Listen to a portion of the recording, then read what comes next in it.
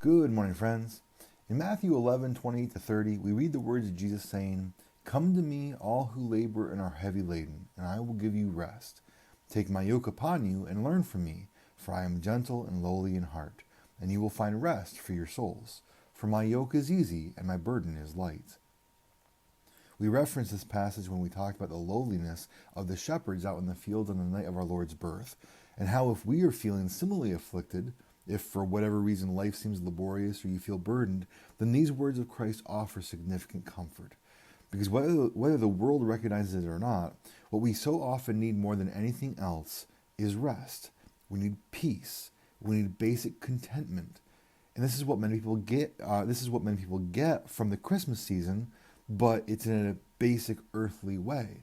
The tradition set in, the nostalgia sets in a quiet moment as you look at the Christmas tree with all the rest of the lights off, or you come out of a Christmas Eve service and it seems like the burden is slightly lifted, that there is peace in your heart where an hour before there had been turmoil.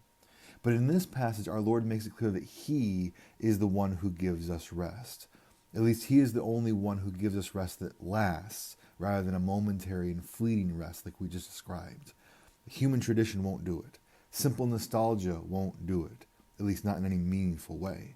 But the Lord gives real rest.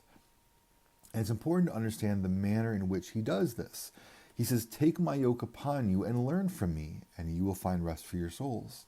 So one thing to note is that the Lord is not just talking about a week's vacation to give a reprieve from the daily grind. He's talking about a rest that is much deeper than that, a rest for our souls, which we receive by taking His yoke upon us and learning from Him. But what does it mean to take His yoke on ourselves? What is a yoke anyway? Well, a yoke is that wooden piece that fastens over the necks of oxen or horses and then connects them to the plow or the wagon that they're pulling. So a yoke is a means by which these beasts of burden are bound to the job that they have. And so when Jesus says, "Take my yoke upon you," He doesn't mean that when we come to Him in faith and there's no burden at all. Rather, He does have work for us to do. But He still says that if we do this, we will find rest for our souls. Well, how can this be? Well, He says, "For my yoke is easy and my burden is light." When we come to Jesus, we trade our burden for His. And His is so much lighter than what we're already carrying. Because before we come to Christ, we are carrying a massive load. We carry the weight of our own sin.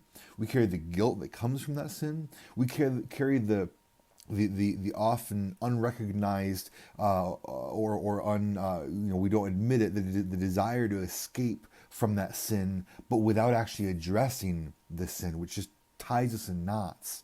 And that is an incredible burden that so rarely grinds people into depression, to discontentment, to spirals of self-destruction, and worse. But when we come to Christ, the burden we receive is to submit to Him, to recognize that the old man must be put to death daily so that sin would not dominate us. And yes, that is a burden, but it is a burden that frees us from a much greater burden. It is a burden that is lifted by the knowledge and experience of a newfound innocence through the forgiveness that we receive from Christ, that the oppressive weight of sin is gone. And then whatever happens on a day-to-day basis, whatever might go wrong, whatever might lead us to frustration, we can always take a deep breath and just think, I belong to the Lord. I've been forgiven, and my destination is glory in His presence. And that is why a fundamental part of what Jesus calls us to do is to learn from Him. He says, "Take my yoke upon you and learn from me, for I am gentle and lowly in heart, and you will find rest for your souls." We have to know the truth so that the truth can set us free from the previous burden. But here's the thing. How many times do we not ask questions of an authority figure because we're afraid of getting beat down for asking what they might consider to be a stupid question? How many times do we not learn because we're too afraid to admit that we don't already know? But Jesus says, "Learn from me, for I am gentle." In James 1:5, James says, "If any of you lacks wisdom, let him ask God, who gives generously to all without reproach." That means that God is not going to be angry with you for not already knowing. He is gentle with His people, and He does not chastise or punish His people when they come to Him and say, "I don't know what to do." Because in reality, that is the ultimate sign of faith and submission and love for the Lord when we say, "I don't know what to do. I can't do it on my own. I need you." He will respond in gentleness, and He'll give us what we need. And that's one reason why, even though Christ does give us a burden to bear, it is a light burden, because we'll never bear it alone. He bears it with us. In fact, He bears us as we bear the load. So are you feeling beaten down by the world, by your own dissatisfaction, by the weight of your own sin? Or do you know someone else, whether they realize it or not, but you realize it, that this is where they're at? Well, if it's you, put your trust in Jesus. Or possibly simply renew your trust in Jesus. Learn from Him through reading and studying the Scriptures. Come to church, not just to check it off your religious to-do list or to satisfy some guilt trip, but so that you can learn from Jesus, from the sermons and the confessions of faith. Come to Sunday school and the various Bible studies and the prayer meetings, because it's in these times that we do learn from Jesus.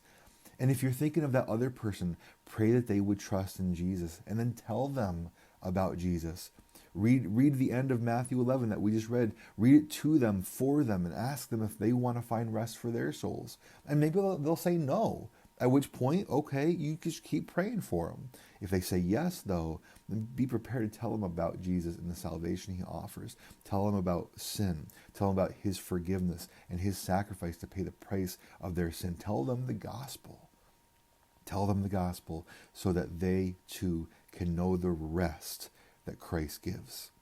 I love you guys. Have a good and godly day. And if the Lord wills, I will see you tomorrow.